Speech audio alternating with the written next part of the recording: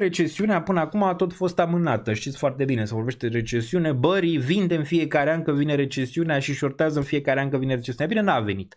Am avut o perioadă de cool down în 2022 când petrolul la fel urca foarte puternic, dar apoi piețele financiare clasice, inclusiv Bitcoin, a făcut all-time high. Deci n-a venit niciun fel de recesiune. Cei care strigau recesiune și criză din de 2021, 2022 n-au avut dreptate. Momentan nu ești în regiunea respectivă. Cu cât o amâni, ea o să fie din ce în ce mai mare. Eu ziceam că următoarea recesiune, care nu pare că va veni neapărat acum, dar dacă Trump vrea să o forțeze pe bune și a făcut și el aici o chestie pe care poate nici el nu înțelege și ce naiba a atacat Trump Iranul. Adică de ce? Dacă te gândești logic, care ar fi, să zicem, lucrurile care l-ar fi făcut pe el să atace Iranul, cu toate că a zis că nu. Da? Dar asta, dacă nu e rezolvată și Trump nu pleacă din Iran în următoarea lună, va fi o problemă destul de mare. Dar de ce ziceam că e posibil să fie ultima recesiune? Gândiți-vă că dacă vine o recesiune acum, ce se întâmplă de obicei într-o recesiune? Oamenii își pierd locurile de muncă. Deja am văzut multe știri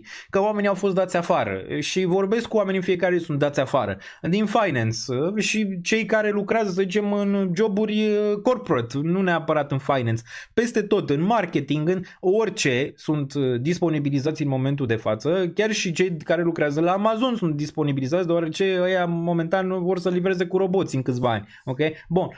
Dar toate astea vor duce inevitabil ca oamenii să-și piardă locurile de muncă într-o recesiune, deoarece nu mai sunt bani și companiile taie în primul și în primul rând tai de acolo dacă vrei să salvezi compania, deoarece personalul îți scoate cei mai mulți bani din buzunar. Întrebarea este de ce aceste companii ar mai reangaja oamenii ăia după recesiune, având în vedere că pentru prima dată în istorie au inteligență artificială. De ce ar mai face-o? Și vă ziceam și asta 2 luni de zile, discutam același subiect și tot așa o numeam ultima criză, deoarece ce se întâmplă după? Asta este întrebarea. Dacă acele companii nu vor mai angaja oameni, până când AI-ul va ajunge să facă joburi, poate să dureze până în 2035. Ce se întâmplă în gap-ul ăsta în care toate aceste companii fac automatizări și nu mai vor să angajeze oameni? Păi te duci cu șomajul foarte sus, 10, unii ar zice 20, unii ar zice 50% la nivel planetar. Și atunci insert UBI, că altceva n-ai ce să faci, care desigur este privit de mulți ca o teorie de conspirație. Multe au fost privite ca teorii de conspirație, dar eu cred că ăsta cu UBI-ul se va